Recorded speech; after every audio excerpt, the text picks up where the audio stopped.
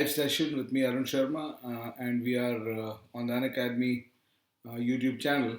And just a small reminder or just a small announcement before I start off this thing. Unacademy is doing a mock test on 15th of December. There's a mock test on 15th December at 7 p.m. on the Unacademy website, and you can actually find about it by going on the Academy website. It's CAT mock test, CAT 2020, and you actually can have a feel by taking that test. You can have a feel of where you stand and this thing. So I would request all of you to start off your CAT 20 preparation in earnest and attend this live mock test on 15th of December. So let's go ahead, let's crack it, all of us. And also, the first question for today is on your screen, on your screen there, and you can see that there. And welcome everybody to this live session. And this is again a cat question, and pretty elementary in terms of the thinking, and it's based on a few principles. The question says, let x, y, z be distinct integers that are odd and positive. So the first statement here are distinct two things: distinct integers that are odd and positive.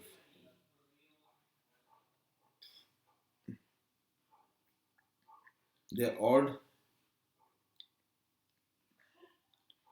and positive. Which of the following statements cannot be true? So we're looking for cannot be true.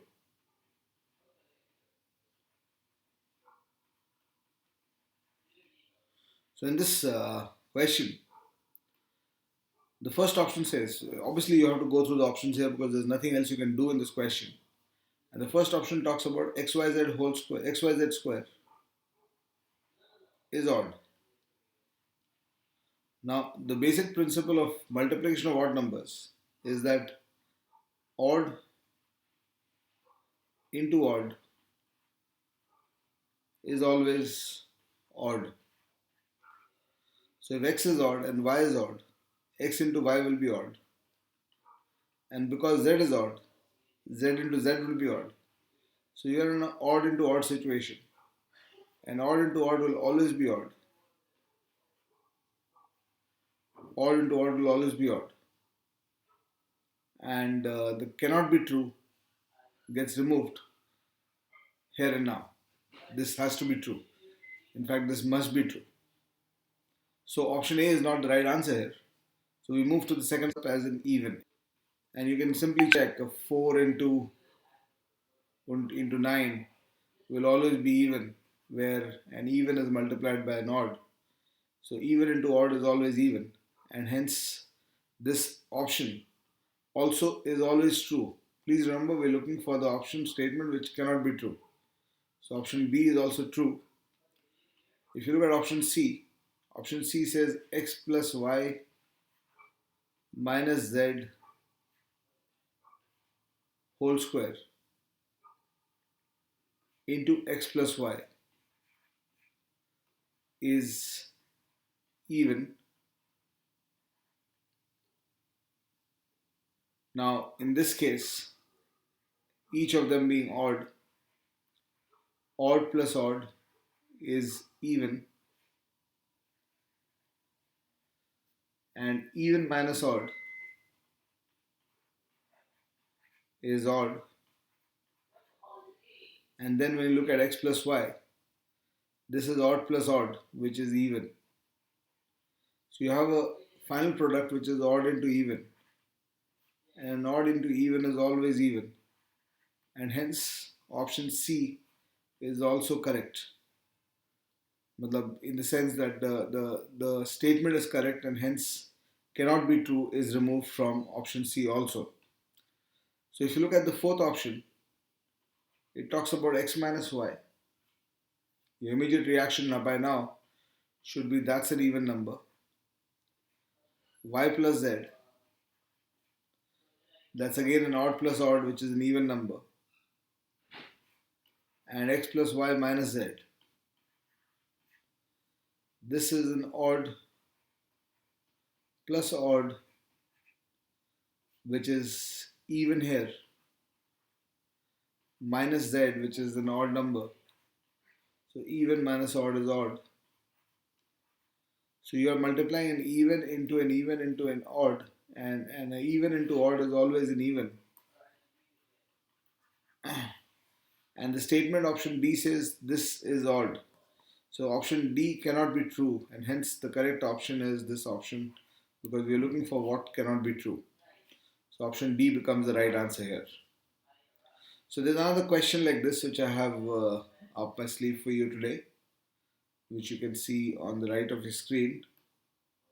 Just coming up for you. This one. And you'll apply almost the same principles for solving this one. And the question says, let x, y, z be distinct integers, x and y are odd, x, y, z be distinct integers.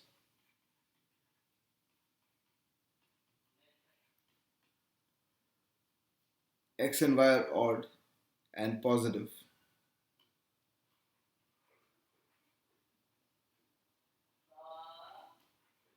X and y are odd positive and z is even positive.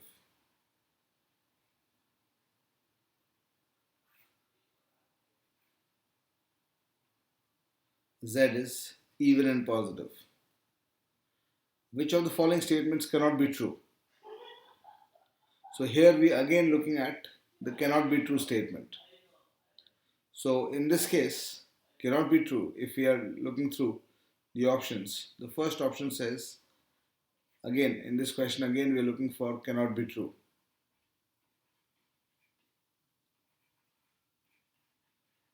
So if you look at the first option here, the first option talks about x minus z whole square into y as even. So if you check this, x being odd and z being even, and odd minus even, 5 minus 2 is always odd. So this is an odd number, and y is also an odd number. So odd into odd will always be odd. And the statement says, the option 1 says this has to be even. So this cannot be true under any circumstances, and hence the correct option here is A itself. Instead of A, if you had moved into, if you try to see the other options here and see them very quickly, you would realize that in the other cases you would be able to work out that they can be or must be true, and hence only option A will work out. So let's check what option B tells us. If we try to solve it through the options, let's say if option B was the first option, you would have to check that we got lucky here, got the first option right. So x minus z into y square is odd. X minus z, odd minus even, is odd, and y square is odd. So odd into odd is odd. So this can't be true for cannot be true. This is must be true. So option B is rejected. There's some problem with option C, so we'll skip that. Option D, if you look at, x minus y whole square into z is even. Again you see the same logic, x minus y whole square, x is odd, y is odd, so x minus y is even, and even into z, z is even, so even into even is even. So this D also must be true, and hence the correct answer here is A, right? So next up is an interesting question for you. Uh, This is the remainder theorem question, and there's again a slight mistyping in this question. The question should be 1421 into 1423 into 1425 divided by 12, and you need the remainder for this situation. This essentially is a question that belongs to the remainder theorem domain. It comes from remainder theorem, it belongs to the remainder theorem domain. And the basic logic in remainder theorem that applies, which helps you solve these questions easily, is that if you have, let's say, suppose you want to find the remainder of 11 into 17 into 26 divided by 8. If you want to find the remainder of something like this, what you can do is you can replace each of the numbers in the numerator by its remainder when it is divided by 8. So for example, 11 divided by 8 gives you 3, 17 divided by 8 gives you 1 as the remainder, and 26 divided by 8 gives you 2 as the remainder. So the remainder theorem tells you, it does not say that this is equal to this. It does not say that. It does not say that this is equal to that. It does not say that. What it's saying is that the remainder of this expression is the same as the remainder of this expression. Both the expressions have the same remainder in these cases. And the logic of why this works is basically the crux of what remainder theorem is all about. And that is, suppose I want to find the remainder of 17 into 9, let's say by 7. So I can do one thing. I can multiply 17 into 9 is 153 divided by 7, and 153 divided by 7. 7 21s are 147. So that gives me a remainder of 6, and the correct answer is 6 here, right? But there's an alternate where you don't need to find the value of the multiplication. You can still find the same remainder of 6, and that alternate is that if you take the remainder of 17 by 7, the remainder is 3, and you take the remainder of 9 by 7, the remainder is 2. So 3 into 2 by 7, you can replace this expression by 3 into 2 by 7, knowing that you have used the remainder theorem, and hence the remainder here and the remainder here will be equal. And 3 into 2 by 7 gives you a remainder of 6, which is the same answer that you got on actually multiplying the numbers and getting the answer. So why does that work? Why does this work? Is because when you write, if you think about 17 into 9 by 7, let's continue with this question through the explanation of this question. 17 into 9 by 7 can be written as 14 plus 3 into 7 plus 2 divided by 7. And if you expand the expression on the numerator, what's going to happen is the numerator will have 4 terms, because you will expand by multiplying these two brackets. The 4 terms of the numerator will be 14 into 7 plus 14 into 2 plus 3 into 7 plus 3 into 2 divided by 7. And when you take remainder on this expression, what's going to happen is that each of the individual values, the first 3 values, by default are multiples of 7, because of the fact that we have structured the number 17 as a multiple of 7 plus 3, and 9 also we have structured as a multiple of 7 plus 3 plus 2.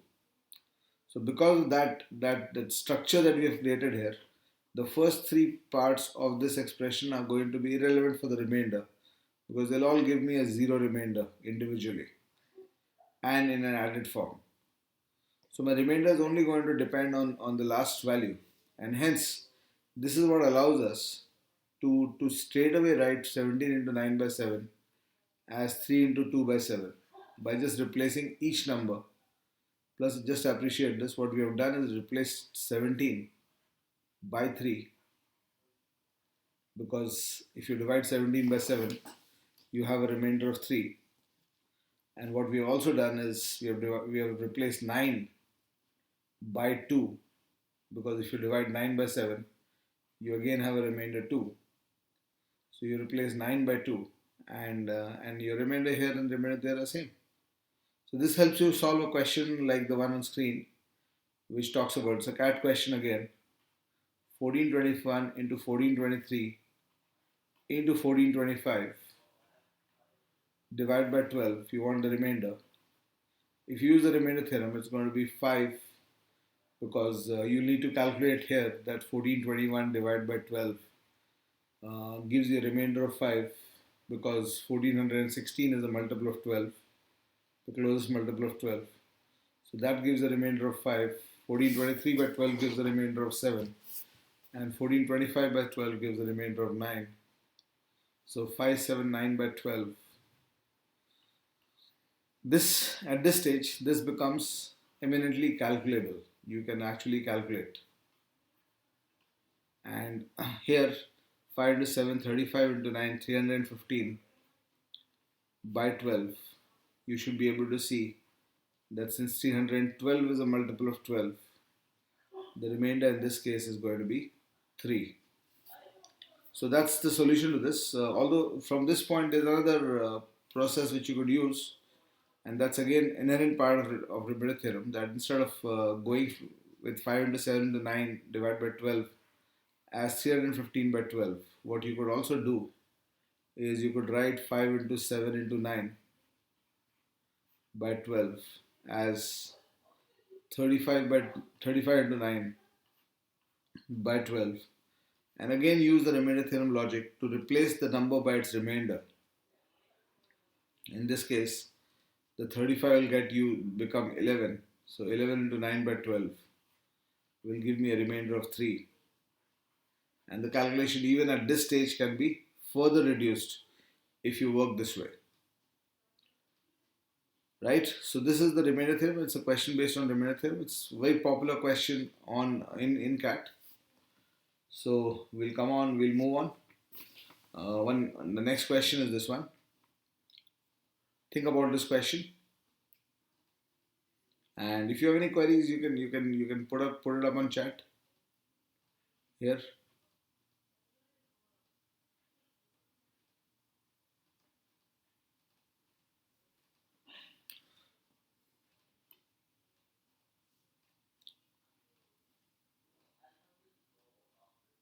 So this is again a very nice question from the CAT. A lot of people didn't even realize what this question was talking about in the exam. And this is a very simple, I mean, whenever you get this question, it will be a 5-second solution. But to get to that 5-second solution is the whole issue. So the question is saying that there's an octagon A, B, C, D, E, F, G, H. So let's try to draw a regular octagon, although drawing a regular octagon is going to be difficult, but more or less we can make out the fact that an octagon should look something like this. Maybe I should just redraw this with solid lines.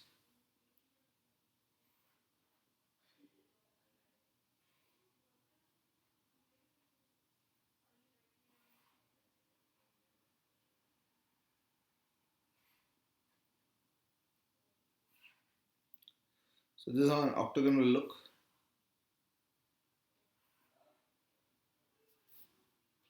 Right? So with the constraint of the digital pad, I've drawn it as best as I could.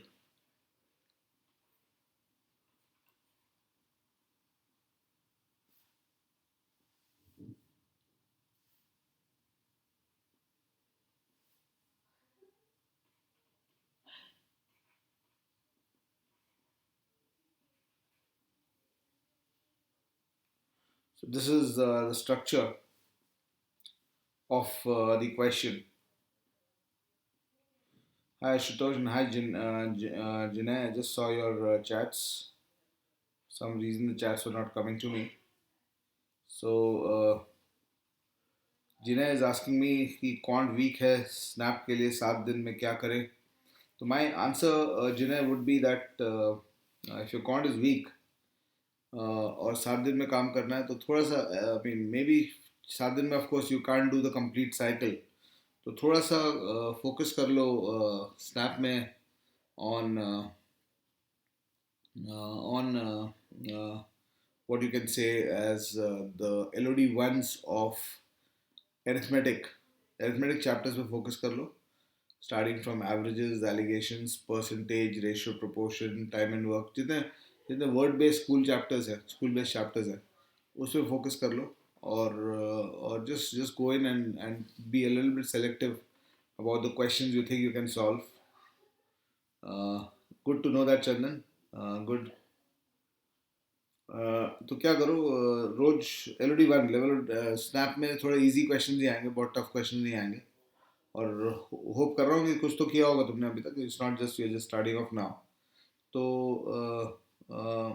तो daily basis पे थोड़ा सा काम करो, मतलब 100, 150, 200 question type पर try करो. और मतलब ये 8-10 चैप्टर फोकस कर लो, फिर ज़्यादा क्वेश्चंस वहाँ से आएंगे. ज्योमेट्री थोड़ा कर सकते हो तो कर लेना, ज्योमेट्री भी आ सकता है स्नैप में मोरलेस. स्नैप में मेनली क्विक सॉल्विंग वाला एग्जाम है. You have to be quick with your attempts and नहीं आ रहा है छोड़ो, आगे मूव करो, because questions will remain, time खत्म हो जाएगा. तो अरिथमेटिक के कॉन्सेप्ट अगर क्लियर नहीं जा रहे तो अरिथमेटिक पे फोकस करके अरिथमेटिक का एक्सटेंसिवली सॉल्विंग कर लो. मतलब हर चैप्टर पे 100-150 सवाल लगा लो 7 दिन में. एक चैप्टर का एक दिन में हो जाएगा. तो 7 दिन, अगर तुम्हारे 5-6 दिन 5 दिन बचे हैं अब तुम्हारे पास, 1-1.5 चैप्टर एक दिन में हो जाएगा. 7-8 चैप्टर अरिथमेटिक के हैं, उनको सॉल्व कर लो ताकि उसमें कुछ भी क्वेश्चन आए तो सॉल्व हो जाएगा. LOD 1 तो हो जाना चाहिए कंप्लीट 7 दिन में. एक दिन में हो जाता है LOD 1, 3 घंटे में हो जाता है LOD 1 किसी भी एरिया का. ठीक है ना, किसी भी चैप्टर का. तो चलो, ये क्वेश्चन है ABCDEFGH पे रेगुलर ऑक्टागन है. और ऑल्दो ये रेगुलर ऑक्टागन नहीं दिख रहा बट मान लीजिए चलिए है. और तो मैं फिर से ड्रॉ करूँगा तो समय की बर्बादी होगी. और ए और ई ऑपोजिट वर्टाइसेस ऑक्टागन के, वो तो हमेशा रहेंगे. और frog start jumping from vertex to vertex beginning from A से स्टार्ट करता है वो, और वो वर्टेक्स टू वर्टेक्स जंप करता है. And from the vertex, from any vertex of the octagon except E छोड़ के बाकी किसी भी वर्टेक्स से, it may jump to either of the two adjacent vertices. मतलब वो यहाँ जा सकता है या यहाँ जा सकता है. बी पे अगर वो खड़ा है तो ए पे वापस जा सकता है, सी पे आ सकता है. तो वो जंप कर रहा है रैंडमली, लेकिन वो अपने एडजेसेंट वर्टेक्स पे जंप करता है, राइट. और व्हेन इट रीचेस ई, जब वो ई पे पहुंच जाता है तो frog stops and stage there. तो ई उसका डेस्टिनेशन है, यहाँ पे पहुंच जाता है, रुक जाता है, वहीं रुक जाता है वो, और वहीं पे रुक रहता है. उसके बाद यहाँ पे लेट ए एन, अब ए एन डिफाइन कर रहे हैं लोग, तो यहाँ पे थोड़ा सा ध्यान देना पड़ेगा. A N be the number of distinct parts of exactly N jumps ending in E. A N is number of distinct parts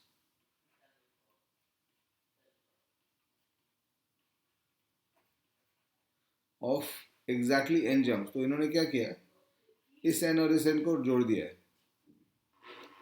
number of distinct parts of exactly N jumps ending in ई.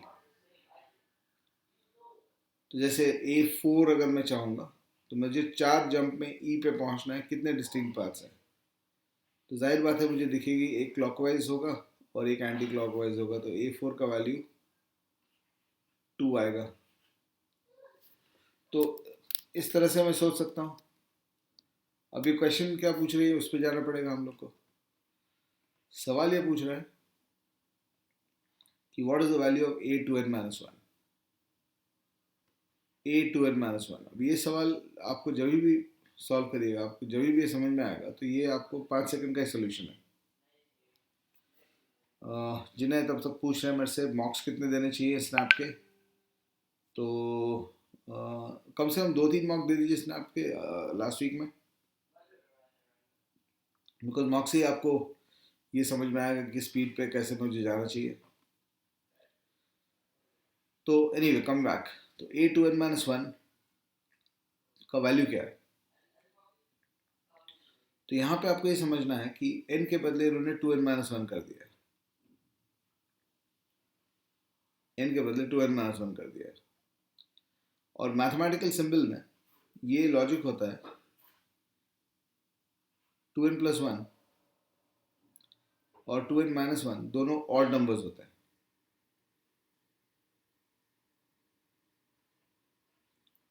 ये definition होता है odd number का, 2n+1 या 2n-1। तो अगर आप उस बात को समझते हैं तो यहाँ पे ये बोल ही रहा है कि a odd number of jumps,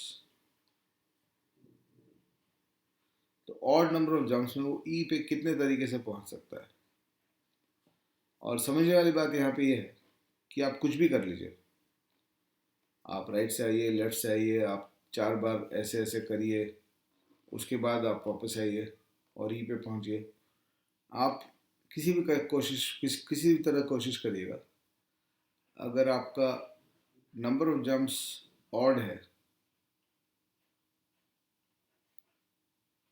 अगर आपका नंबर ऑफ जंप्स ऑड है तो आप कभी भी ई पे एंड नहीं कर पाएंगे, क्योंकि ई पहुंचने के लिए आप 4 जंप में पहुंच सकते हैं, और अगर आप उल्टा सीधा करिएगा तो आप हमेशा 2 जंप ऐड करिएगा। तो जब भी आप हमेशा 2 जंप ऐड करिएगा तो आप हमेशा इवन नंबर ऑफ जंप्स में रहिएगा। इसको आप फिजिकली भी वेरीफाई कर सकते हैं। फिजिकली आप इस तरह से वेरीफाई कर सकते हैं इसको कि मान लीजिए अगर आपको मैं बोलूँ कि 5 जंप में मुझे आप फ्रॉक को ई पे पहुंचा के दिखाइए, 5 जंप्स में ई पे फ्रॉक को पहुंचना है, तो आप कैसे भी कोशिश करिए आप 5 जंप में ई पे नहीं पहुंचा पाएंगे। आप 5 जंप में बी पे रह सकते हैं, आप सी पे भी नहीं पहुंचा पाएंगे सर। ए, सी, ई और जी, ये 4 जो वर्टाइसेस हैं ऑक्टागन के, यहाँ लिख दूँ इसको, ए, सी, ई और जी, इन चारों वर्टाइसेस पे आप उनको कभी नहीं पहुंचा पाइएगा, क्योंकि इन वर्टाइसेस पे जब भी पहुंचेगा फ्रॉग तो नंबर ऑफ जंप्स हमेशा इवन होगा,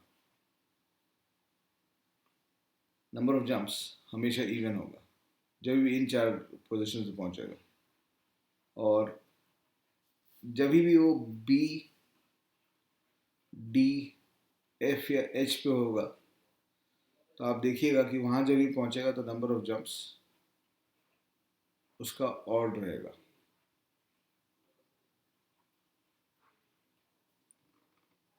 तो क्वेश्चन अब ई पे पहुंचाना है और नंबर ऑफ जंप्स ऑड चाहिए, तो ये हो ही नहीं सकता है।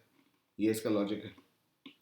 अब 5 जंप में पहुंचाने की कोशिश करिए, कभी कभी स्टूडेंट मेरे को बोलते हैं कि पहुंच जाएगा, हम बोलते हैं बताओ कैसे, तो बोलते हैं ए बी, बी ए, 2 हो गए, A H, H G, G F, F E, तो 4 ऐड हो गए, तो 4 + 2 6 हो गए। तो कभी भी आप गलत रास्ता लीजिएगा तो वो 2 स्टेप आपको क्रिएट करेगा, इसलिए +2 हमेशा होगा। ये वही बात होगी इसमें, इस सवाल में, कि अगर मैं आपको एक सिंपलर सवाल दे दूँ और ये बोलूँ कि ये ए बी सी डी है और ए से सी पहुँचाना है मेरे को, और सिर्फ एडजेसेंट वर्टेक्स पे जंप करता है फ्रॉग, तो एक जंप में मैं तो पहुँच नहीं सकता और 3 जंप में भी नहीं पहुँच पाऊँगा सी में। 3 जंप लूँगा तो या तो बी और डी में रहूँगा, और 4 जंप लूँगा तो ए और सी में रहूँगा। 4000 जंप अगर मैंने लिए हैं तो मैं कहाँ रहूँगा, या तो ए पे रहूँगा या सी पे रहूँगा। और 4553 जंप लिए हैं मैंने, उसमें नंबर का कोई महत्व नहीं है एक्सेप्ट कि वो ऑड है, तो मैं या तो बी पे रहूँगा या डी पे रहूँगा। सेम लॉजिक ऑक्टोगन पे भी लग रहा है और उसी पे ये क्वेश्चन है। तो चलिए, आशा करता हूँ आपको पसंद आया होगा ये लेसन, और मैं फिर मिलूँगा। कल मेरा एक जैट पे स्पेशल सेशन है, उसमें आप लोग ज़रूर रहिएगा।